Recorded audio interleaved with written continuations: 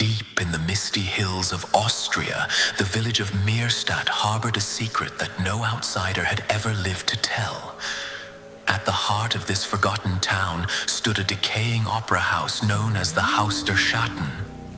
Once resplendent with crystal chandeliers and gilded balconies, the building had fallen into ruin decades ago, ever since the night of the infamous Symphony of Silence. According to local lore, a celebrated composer, Victor Hahn, performed his final symphony there a century ago. The villagers flocked to witness the masterpiece, entranced by rumors that Hahn had struck a deal with something unholy to compose a piece that transcended the mortal ear. When the first note played, screams filled the hall. By morning, the audience was found dead, their faces frozen in terror, yet no wounds were visible. The score disappeared, and Hahn vanished, leaving the opera house cursed.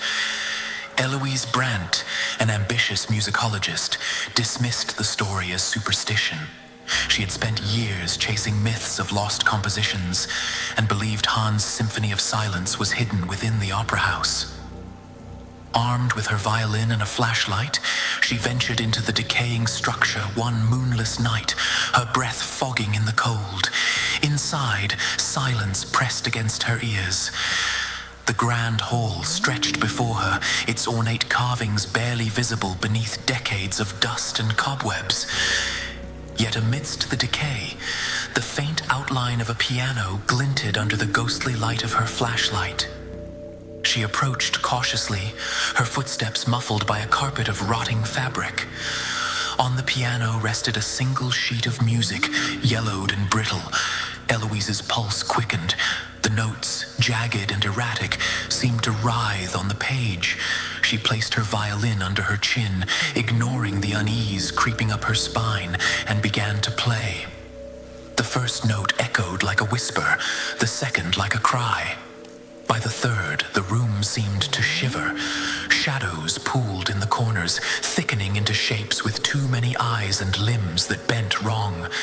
Eloise's fingers trembled, but an unseen force compelled her to continue. She played faster, her bow racing across the strings as the shadows closed in.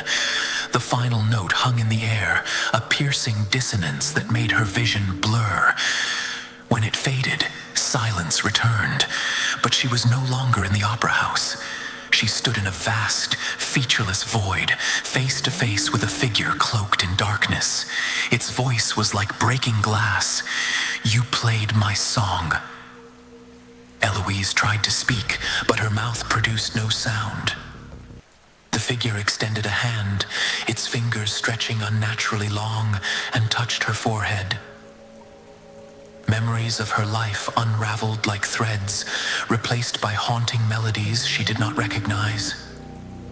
When the villagers found her the next morning, she was seated at the piano, her violin cradled in her arms. Her face bore the same expression of terror as the audience from a century ago.